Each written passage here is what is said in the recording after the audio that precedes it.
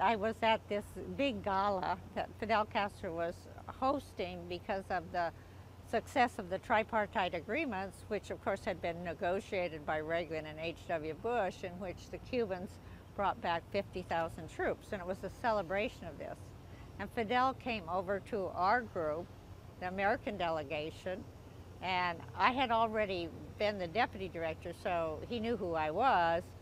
And he wasn't too happy with the head of delegation, who was a lot bigger than he was. So he looked at me and he said, "Who are you, someone's spouse?"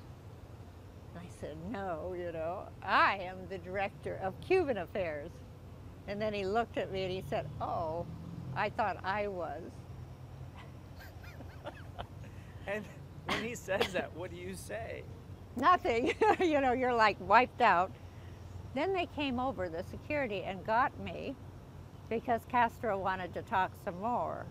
And they pushed all the diplomats away so they couldn't hear us. And then we had this 45-minute conversation. And Castro's going like this: "The bloqueo is killing our children." I'm saying, it's not the bloqueo, it's your system. You need to have free and fair elections. Do that, and you get any medicines you want.